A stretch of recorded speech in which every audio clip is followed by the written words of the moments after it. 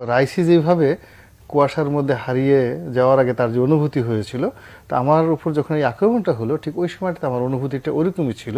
আমি যখন ঢাকা বিশ্ববিদ্যালয় অতিক্রম করছিলাম, একদল সন্ত্রাসী, যাদেরকে আমি চিনি না, যারা আমার গাড়ি আক্রমণ করে গাড়ি ভেঙে দিল।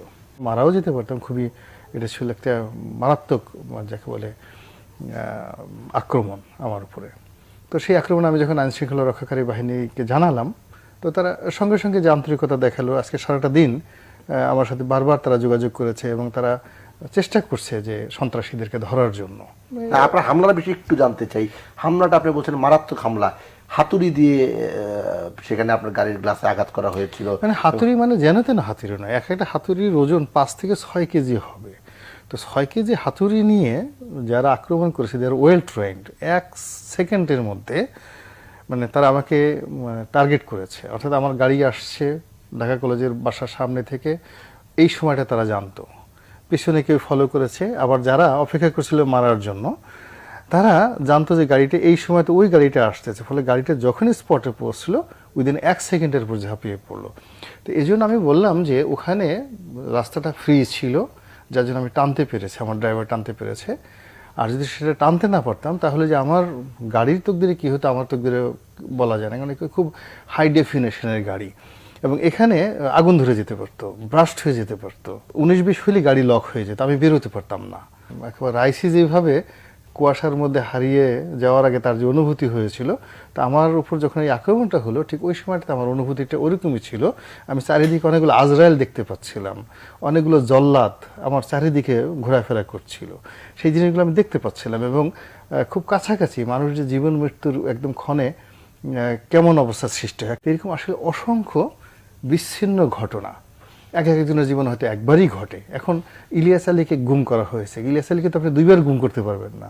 তো ওর পরিবারের জন্য সে হয়তো রাজত্ব করেছে অনেক বছর, খুব মানে দাপটের সঙ্গে, কিন্তু একটা ঘটনায় তার সারা জীবনে সবকিছু শেষ করে দিয়েছে। আবার ধরেন শেখ কামাল বা 75-15 আগস্ট, তাদের একটা বর্ণাঢ্য জীবন ছিল, কিন্তু একদিনের ঘটনায় পুরো বাঙালি জাতির ইতিহাস কলঙ্কিত করে ফেলেছে।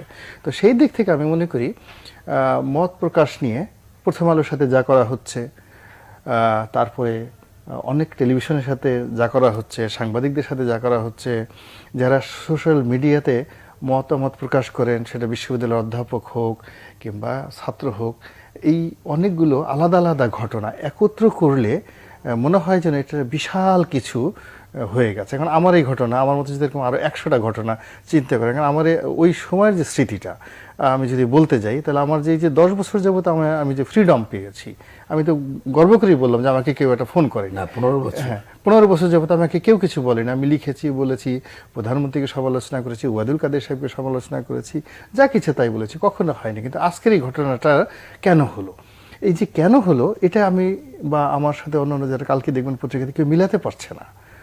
এমনকি মানে ওখানে আজকে সারাটা দিন পুলিশ এর অনেকগুলো টিম কাজ করেছে এবং আশ্চর্য ব্যাপার হলো আশেপাশের সমস্ত সিসিটিভিগুলো বন্ধ ছিল। মানে ওখানে ঢাকা বিশ্ববিদ্যালয়ের মেট্রো রেলের সামনে সিসিটিভিগুলো বন্ধ ছিল এবং নষ্ট ছিল। তাহলে এই টোটাল ঘটনাটা একটা প্রি প্ল্যান্ড হইতে ঘটেছে।